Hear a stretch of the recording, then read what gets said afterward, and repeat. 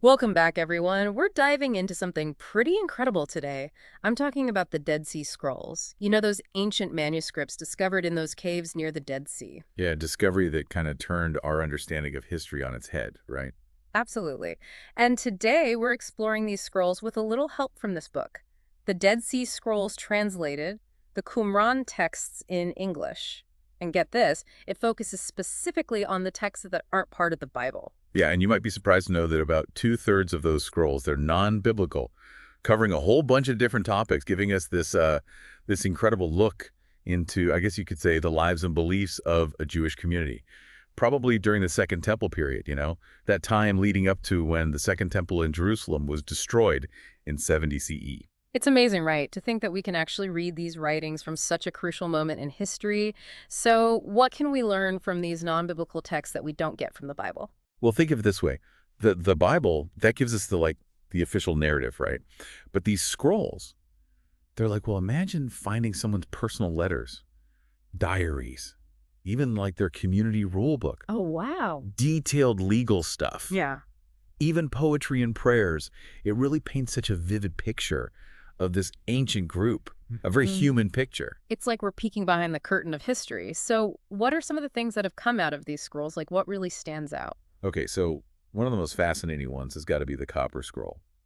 And, get this, it actually lists locations of hidden treasures. Wow, really? Some people actually think it's a real treasure map, others not so much. They think it's got some kind of coded message.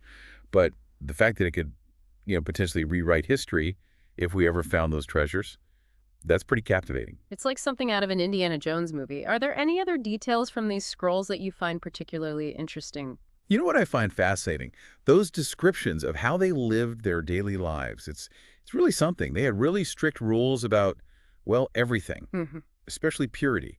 And they were all about communal living, almost like, I don't know, like a monastic order or something. Interesting. Yeah, sharing everything, devoting themselves to studying and prayer, all driven, it seems, by their intense belief about, well, the end of the world as they knew it and this messianic figure. It's like we're reading about a real life historical thriller. You know, these names like the teacher of righteousness, the wicked priest, is fascinating. But who are these figures and what roles did they play in this community? Well, that's something that scholars are still debating. We Mm. know from the scrolls that this teacher of righteousness appears to have been a pretty important leader, and this wicked priest, well, he might have been an opponent. It's almost like trying to solve a puzzle with some missing pieces. I see. So it seems like this community had a pretty unique way of looking at the world. What can these scrolls tell us about their beliefs and the way they lived? Well, they were really fixated on ritual purity. Like they went Hmm. to great lengths to keep themselves separate from anything they thought was impure. And they really believed they were living in those final days before some great battle between good and evil. They were basically just waiting for the arrival of a Messiah, waiting for it all to happen. It really makes you think, how their belief system basically shaped their whole way of life. Which, speaking of, leads us to the big question. Who actually wrote these scrolls? Well, that's kind of the biggest mystery, isn't it? There are a couple of theories floating around, but a lot of scholars, they think a group called the Essenes wrote these scrolls. Oh yeah, the Essenes. Weren't they kind of like the hippies of their time? I guess you could say that. Yeah. Yeah, they were known for being super strict about their religion, living together, and they really wanted to be separate from the rest of society. Seems like they were, I don't know, searching for a pure form of Judaism, maybe. So is there like actual evidence that links the Essenes to these scrolls? Well, when you read the scrolls, they describe a community that sounds a lot like what we know about the Essenes from other historical accounts. For instance, they both really stress that ritual purity thing we were talking about and separating themselves from people they considered impure. So it's like we've got the scrolls and we've got these historical accounts and they kind of fit together, right? Like pieces of a puzzle to tell us about the Essenes. Exactly. Both the scrolls and those accounts, they describe a community that's really concerned about the end of the world and this coming Messiah. Ideas that were super important to what the Essenes believed. And they both talk about how important it was to live together and share what they had, which was like a big part of how the Essenes lived, right? Yeah, exactly. But of course, like any good mystery, there's always more than one theory. Some scholars, they think maybe the Sadducees, another Jewish sect, wrote these scrolls. But weren't the Sadducees like really into the literal interpretation of the Torah? That doesn't really sound like it matches up with what we see in the scrolls, with all the mystical stuff in the apocalypse. Right, that's one of the reasons that theory hasn't really taken off. Then there's this other idea, that maybe it wasn't just one group. Maybe all kinds of different Jewish groups contributed to these scrolls, like from different communities. Maybe those caves were like a library for a bunch of different groups. Wow, that's kind of a cool thought. That maybe these caves were a place where all these different ideas came together, kind of like a central library. Yeah, it's definitely possible.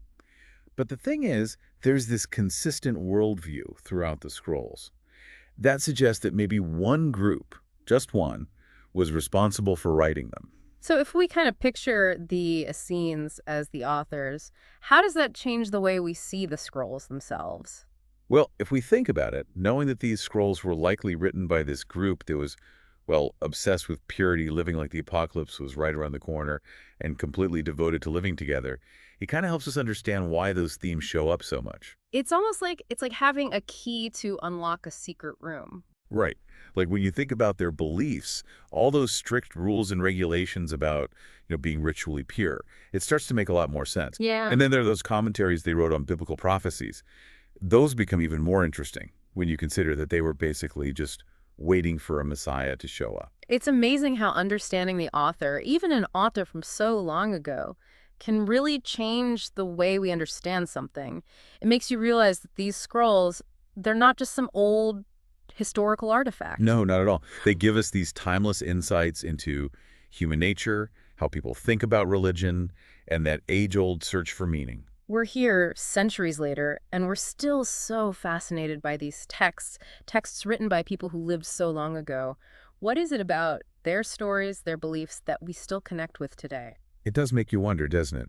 Maybe it's that they were so dedicated to living a life that had purpose, that had meaning, even though they were living in uncertain times and probably facing persecution. Or maybe it's because they were searching for something deeper, a way to connect to something bigger than themselves and create a world that was more just, more harmonious. It's probably a little of both.